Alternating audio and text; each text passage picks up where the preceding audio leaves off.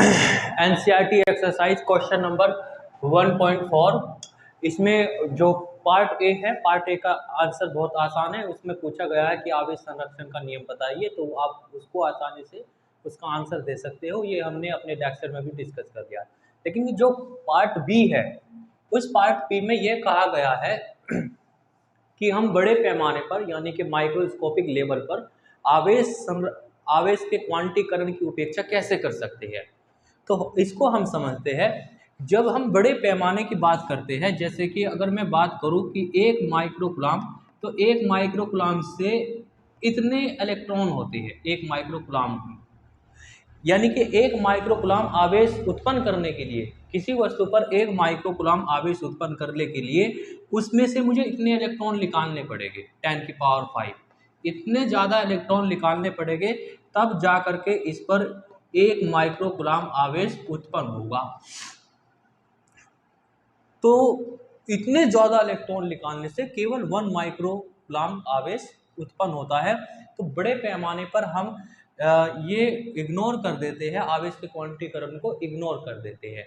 अब कहाँ आप मान लीजिए इसमें से एक इलेक्ट्रॉन निकाल लिया, अब ये 10 की पावर 5 है। अब 10 की पावर 5 में से, या फिर आप इसको ऐसे समझिए, 1 कूलाम चार्ज में से इस वस्तु पर 1 कूलाम आवेश उत्पन्न करने के लिए आपको इतने इलेक्ट्रॉन निकालने पड़ेंगे 6.25 इंटू 10 की पावर 19। इतने ज़्यादा इलेक्ट्रॉन निकालने पड़ेंगे। अब यहाँ से इसमें से एक इलेक्ट्रॉन निकाल लिया आपने, 2 इलेक्ट्रॉन निकाल लिए, तो उसको हम इग्नोर कर देंगे, उसको हम इग्नोर कर सकते हैं, क्योंकि कोई वैल्यू नहीं है 1 इलेक्ट्रॉन 2 इलेक्ट्रॉन कम हो जाना। इतने सारे इलेक्ट्रॉनों में से 1 इलेक्ट्रॉन या 2 इलेक्ट्रॉन को कम हो जाना कोई मायने नहीं रखता। तो इसलिए हम बड़े पैमाने पर जो आवेश का क्वांटीकरण का नियम है उसको हम इग्नोर कर सकते हैं, उसकी उपेक्षा कर सकते हैं, उसका कोई वैल्यू नहीं रहेगी।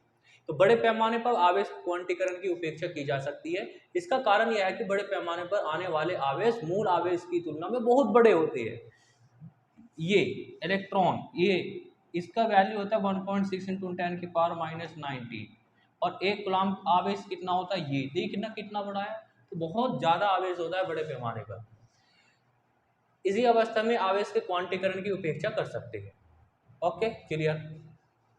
अब क्वेश्चन नंबर बी में ये बोला गया है, sorry question number 5। Question number 5 में ये कहा गया कि जब हम कांच की छड़ और रेशम की छड़ को आपस में रफ करते हैं तो उन वस्तुओं पर एक वस्तु पर धन आवेश आता है और दूसरी वस्तु पर ऋण आवेश आता है। यह घटना हमें और चीज़ों में भी देखने को मिलती है कि जब हम दो वस्तु को आपस में रफ करते हैं तो उन वस्तुओं पर भी धन और ऋण आवेश आता है। तो हमें बताइए कि ये जो घटना है, बाकी जो और घटना है, ये किस तरीके से आवेश संरक्षण के नियम का पालन करती है। तो हम इसका आंसर इस तरीके से देंगे कि जब भी हम दो वस्तु को आपस में रफ करते हैं, मैं यहाँ पे लिख नहीं रहा, आप अपने आप लिख लेना जैसे जैसे मैं बोल रहा हूँ। जब भी हम दो वस्तु को आपस में रफ करते हैं तो ये कंपलसरी है, ये जरूरी है कि एक वस्तु पर प्लस आएगा तो दूसरी वस्तु पर ऋण आवेश आएगा। मान लीजिए पहले मैंने इन वस्तु को रफ नहीं किया था, तो इस वस्तु पर नेट आवेश कितना था, 0। नेट चार्ज इस पर 0 था। Net charge is equal to 0, क्योंकि इस पर ये भी न्यूट्रल है, ये भी न्यूट्रल है, तो दोनों का आवेश मिला करके 0। लेकिन जब मैंने इन दोनों वस्तु को रफ किया, भले ही ये दोनों वस्तु कोई सी भी हो, तो रफ करने के बाद मैं देखता हूँ एक वस्तु पर धन आवेश आता है और दूसरी वस्तु पर ऋण आवेश आता है, और जितना ऋण आवेश आता है उतना ही धन आवेश आता है। इसलिए अभी भी पूरे सिस्टम का, पूरी दोनों वस्तु का नेट आवेश जो है वो अभी भी 0 है। तो इस तरीके से यह जो कथन दिए गए हैं ये आपके आवेश संरक्षण के नियम का पालन करता है। अभी भी पहले पूरे सिस्टम का नेट चार्ज कितना था, 0, और बाद में भी पूरे सिस्टम का नेट चार्ज कितना है, 0। क्वेश्चन नंबर 6 में ये बोला गया है कि आपके पास एक स्क्वायर है और उसके स्क्वायर के चारों कोने पर हमने 2 माइक्रोग्राम, 5 माइक्रोग्राम, +2 माइक्रोग्राम और -5 माइक्रोग्राम आवेश रख दिया है। बीच में एक +1 माइक्रोग्राम का आवेश है। बताइए इस पर कितना बल लग रहा है। तो हम जानते हैं कि अगर कोई एक आवेश रखा है फील्ड में तो इस वाले आवेश पर ये भी बल लगाएगा, ये भी बल लगाएगा, ये भी बल लगाएगा, ये भी बल लगाएगा। ये सारे के सारे आवेश मिल करके इस वाले एकले आवेश को पकड़ करके खींच रहे हैं, बल लगा रहे हैं इस पर। तो उस वो है बल कितना है वो हमें बताना है। तो हम जानते हैं कि प्लस प्लस के आवेश एक दूसरे को प्रतिकर्षित करते हैं, और आवेश हमेशा दो बिंदुओं को मिलाने वाली रेखा के अनुदिश ही होता है।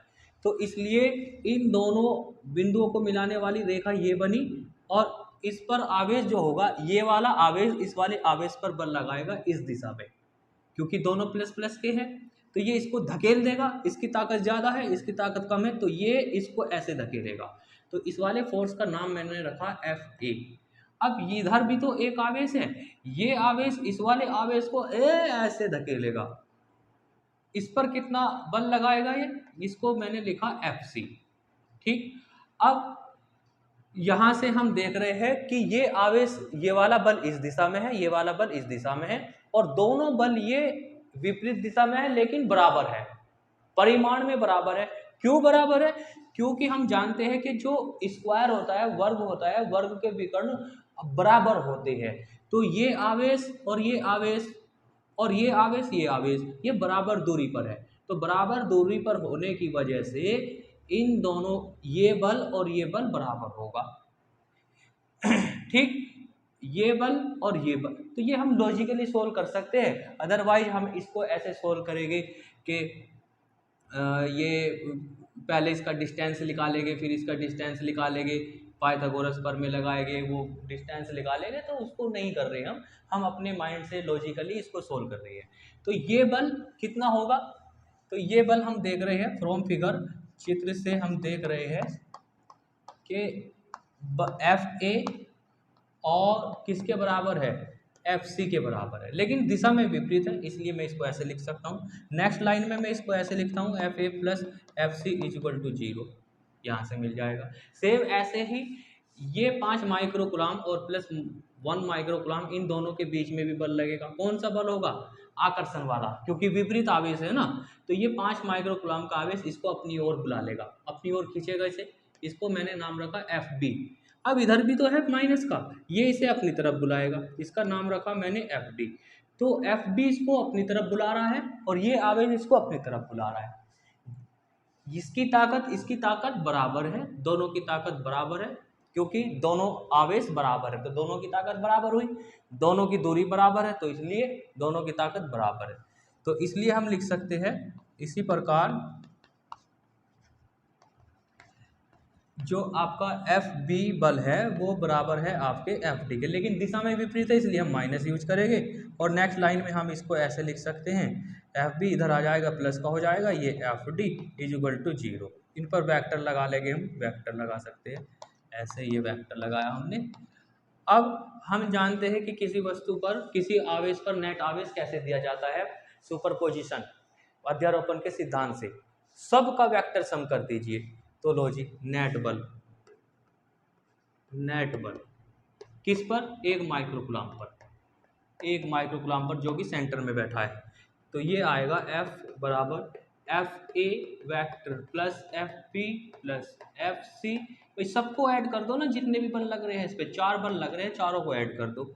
अब हम देख रहे हैं कि A C के साथ मिलकर FA प्लस FC, ये आपस में मिलकर क्या बना रहे हैं? 0। अभी बताता हूँ कैसे 0 बना रहे हैं। और B D के साथ मिलकर के क्या बना रहा है?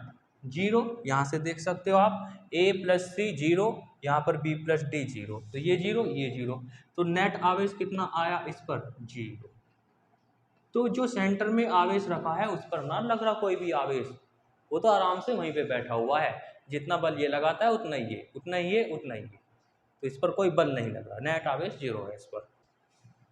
क्वेश्चन नंबर 7 में बोला गया है कि विद्युत बल रेखाएं सतत वक्र होती है, ये कभी भी एकदम से नहीं टूटती। जैसे ये विद्युत बल रेखाएं ऐसे जा रही है और ये ऐसे बीच में कहीं से भी ऐसे नहीं टूटेगी, जैसे ये टूट गई, ऐसे नहीं टूटेगी ये। क्यों नहीं टूटेगी?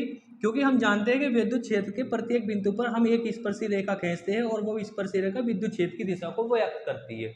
अब मान लीजिए अगर ये यहाँ टूट गई तो यहाँ पर तो स्पर्शी रेखा भी नहीं होगी, और यहाँ स्पर्शी रेखा भी नहीं होगी, तो यहाँ पर विद्युत क्षेत्र भी नहीं होगा, जो कि असंभव है। तो इसलिए यह यकायक नहीं टूट सकती, यहाँ पर तो विद्युत क्षेत्र होगा, और विद्युत क्षेत्र होगा तो यहाँ पर विद्युत बल रेखा भी होगी, क्योंकि विद्युत क्षेत्र विद्युत बल रेखा से ही प्रदर्शित होता है। तो इसलिए यह यकायक नहीं टूट सकती, क्योंकि हर जगह विद्युत क्षेत्र होता है। ये इसका आंसर लिखा हुआ है, मैंने टिक किया। ऑप्शन क्वेश्चन नंबर बी में ये बोला गया कि दो विद्युत बल रेखाएं एक दूसरे को आपस में क्यों नहीं काटती।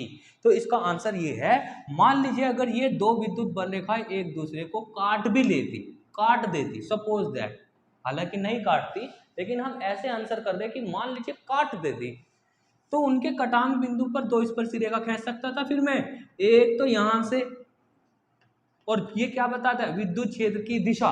तो यहां पर विद्युत क्षेत्र की दिशा किस तरफ है, इस तरफ, और एक बल रेखा में ऐसे खींच देता, एक स्पर्शी रेखा इस दिशा में खींच सकता था, और ये वाली स्पर्शी रेखा कह रहा है कि विद्युत क्षेत्र इस दिशा में है, और ये कह रही है नहीं इस दिशा में है। अब एक बिंदु पर दो विद्युत क्षेत्र, एक बिंदु पर दो दिशाएं तो असंभव है, एक ही दिशा होती है एक ही चीज की, तो दो दिशा एक बिंदु पर कभी भी नहीं हो सकती।